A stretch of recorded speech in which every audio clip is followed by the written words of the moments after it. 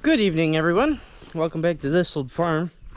I am Connor, and today it's Friday evening.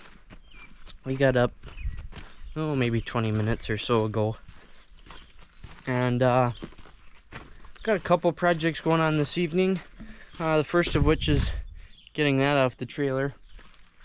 I just got finished unchaining that a bit ago. We got a bit of a road trip to do in the morning.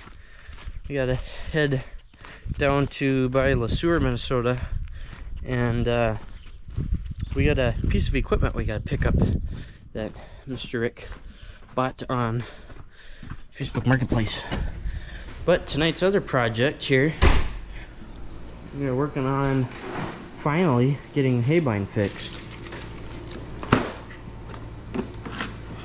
Rick's been working on fixing up the little shaft here. When we were trying to remove the bearings, the shaft got sort of mushroomed out, so we got that fixed up so that the nut, wherever that went, will fit on there again. So yeah, that's this evening's project so far. What? You pig. No, it's you. Yeah, but then I got a car horn in it. Well, you have to now. Yeah, I do. So, insider joke. Look at that. Minty. Alright, well, we're going to keep working on this thing a little bit here and there, and we'll bring you guys back. Alright, so Dingling here. Way to go. Forgot the camera today. Of course, about right as soon as I got up, we were leaving. So anywho, we have done our running around today. I'll show you guys here what we picked up, what we gathered. Pretty much spent all freaking day doing it. Left at 6:30 this morning roughly, and it's now 4:18. There you go. We got ourselves a grinder mixer, hammer mill, feed mill, whatever you want to call it. Feedmaster is what Farmhand called it. And a nice little thing. Needs some work done to it. A couple chains missing, bad bearings, belts, what have you. Thing hasn't ran for 20 years or whatever, kind of sort of deal. So that's the gatherer. Showing off the shit box? Kind of. It's not too bad though. So It's got potential. It's like me, it's a fixer-upper. I'll probably never get there, but it's a fixer-upper. So, alright. Alright, there you go. First cutting of hay, July 8th. Yeah, it's late, but who cares? So be it. Rick's opening up the field because I don't feel comfortable doing it. I've never ran a haybine before, so I don't feel like learning one on the first passes. But we got it fixed up last night.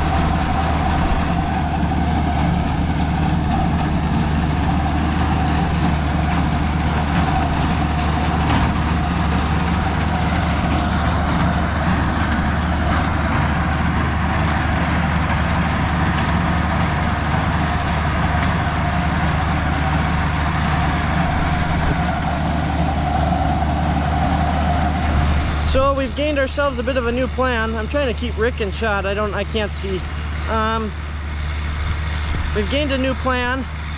That is, well, I'll tell you the original plan because I didn't tell you yet. The original plan was that Rick opened up the field and then I go through and cut it and he can go do an excavating job that he has. The problem is that the field is so tall and thick that it's proving difficult for the haybine.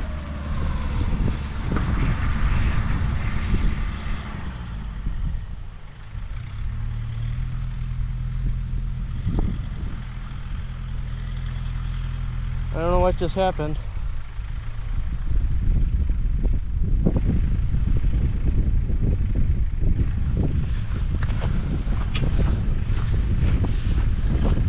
It's proving difficult for everything, evidently.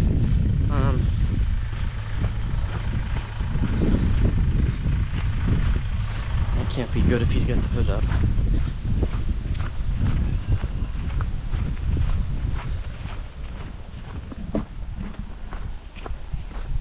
What just happened? I mean, we're just trying to start the tractor on fire.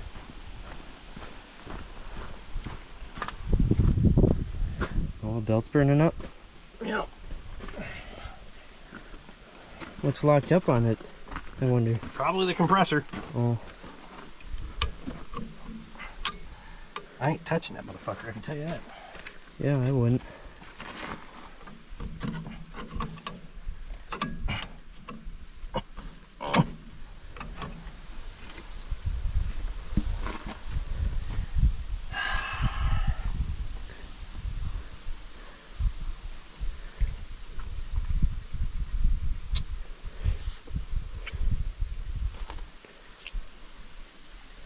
Well, So it turns out the air conditioning compressor is probably putting too much of a strain on the belt. Either the compressor is locking up or it's working it too hard, and that's why the belt's not turning. So Rick shut the air conditioning off and he's going to try and cut without it in the magnifying glass. So as I was saying there, my hat's on crooked again. As I was saying, the plan was to have Rick open up the field and then have me cut the rest of it.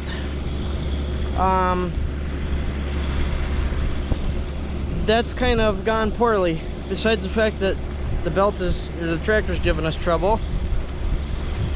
Minor trouble, albeit. The field is too thick, too heavy, too tall.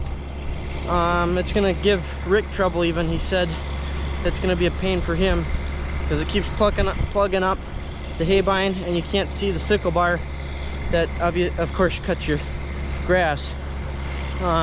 So he's gonna cut it. In the meantime, while he's cutting, we are gonna run back to the farm.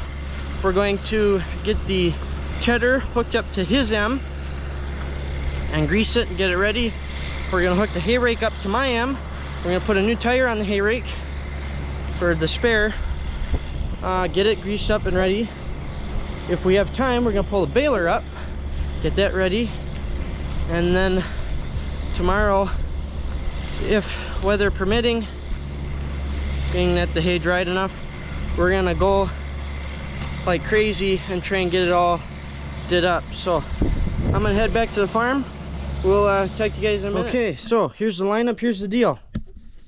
Rick's M, hay tedder.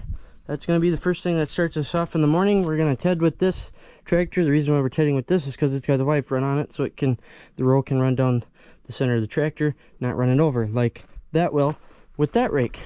We're gonna rake with the M after we fix the flat tire, of course. This is good for raking because if you're doing 2 rows, that'll run in between the 2 rows. You don't have to worry about running hay over. We like it. Now back here, we got the 400, Rick's 400 on the round baler. This is not going to be the baling tractor. Rick's Kubota is going to be the baling tractor. This is just a temporary solution to get the baler up here. That's the deal. We got to go through and check out that, and that. Check out the tractors, the 2 tractors at the very least. Make sure that everything's good to go to rock on in the morning, most likely. I'm gonna start just checking things over, getting things ready. We'll start with the tedder, because of course that's gonna be first used. Then we'll move to the rake, then the baler if we get time. Rake's still cutting, haven't heard anything from him, so evidently we're doing good over there. Yeah, that's where we're at right now. We got everything up, at least up to the shed. I might move his M and get it out from in front of the shop here, because it's sitting on an incline and I don't really like that. His brakes leave a little bit something to be desired, so it's I'm a little bit nervous that we're gonna get a kaboom here. But yeah, that's kind of what we're looking at right now. We'll get going, and I suppose we'll probably end up talking to you guys tomorrow. I don't know that we'll bring you back tonight. We'll probably talk to you tomorrow when we're running this setup here, the tedder with Rick Sims. So talk to you guys in the morning, I guess. Here we are, we're in the field tedding. We've got Rick's M with my IH repop muffler that was on the 400. I didn't like the little muffler that was on it. The bottom was all rotted out and it would blow fumes in your face, so I threw this one on last night, make it a little bit nicer, and it's quieter, sounds better. So we got Rick's M, and we got the tedder. I've never ran a tedder before, so this is kind of interesting to me.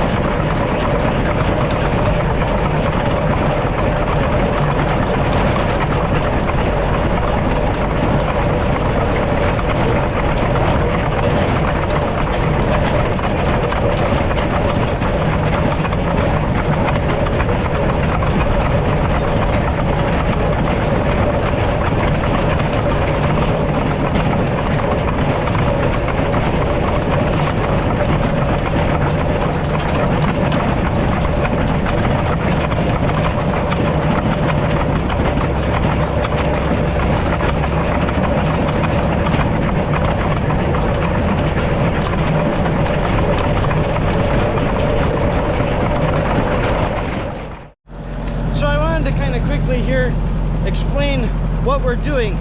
What we are doing is the process called hay tedding. What it does is, in this particular model, now there's two different versions of tedders. You have this version of tedder, I don't know what they call it, and then you've got a basket tedder, which has baskets with teeth on it that spin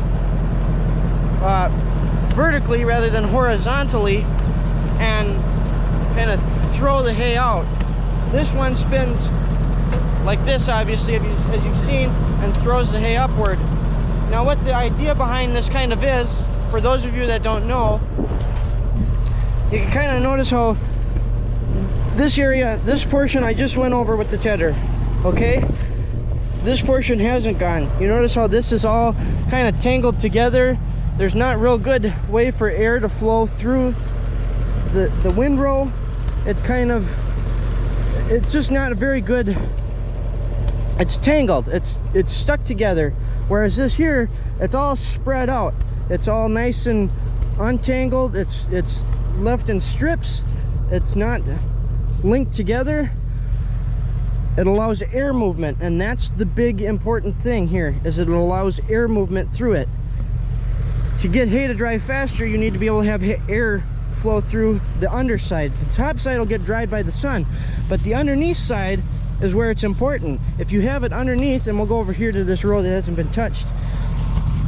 If you go underneath, you can notice it's a lot greener. Now this field's not so bad because it was so long, but you'll notice it's a lot greener. I can feel it with my hand. It feels a little bit damper than what it does on the top.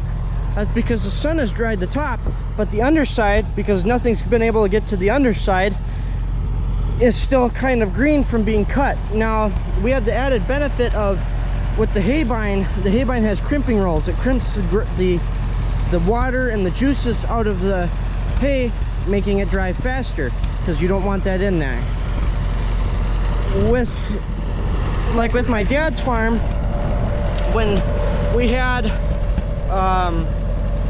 the disc mower, which doesn't have, it's not a disc bind, but a disc mower, or if you had just a sickle cutter with no crimp rolls on the back, making it a hay bind,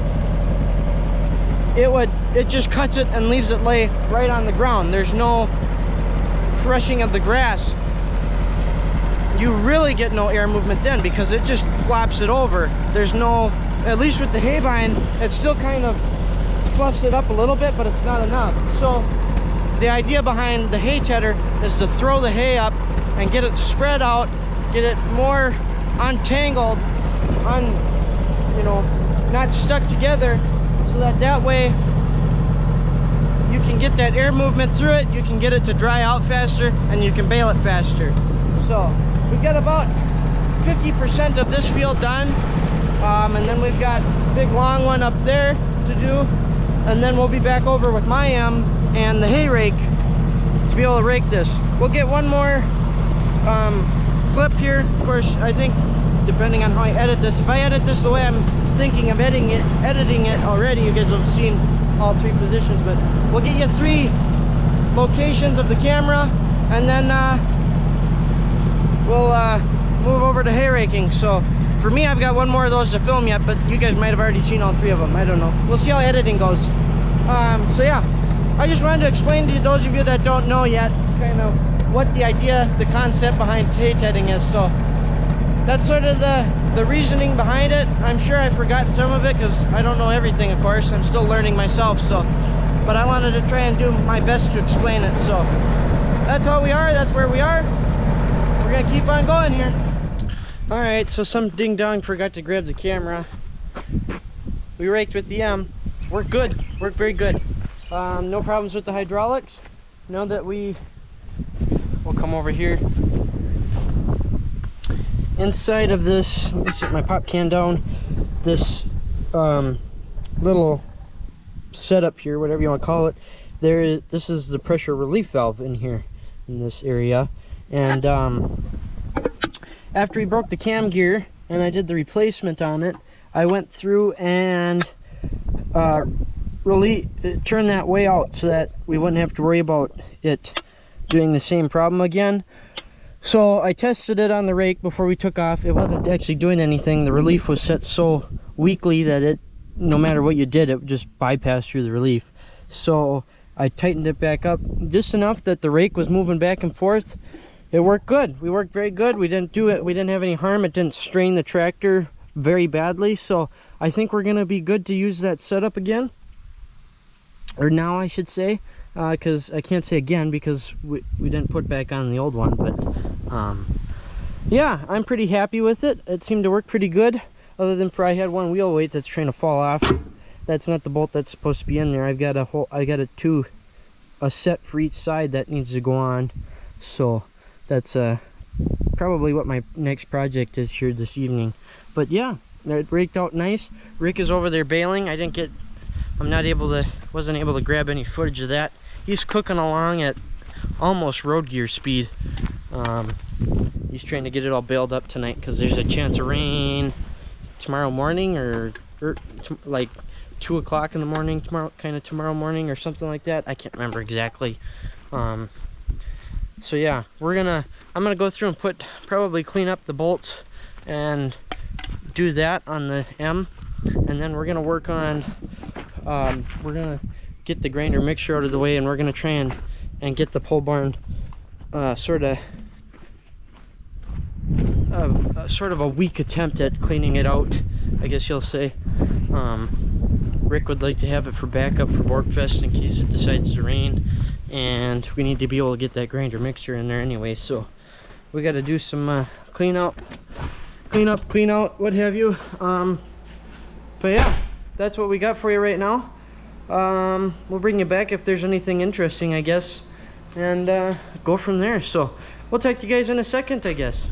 Well guys, that's the end of another weekend. We're headed home for the week to go through the work week.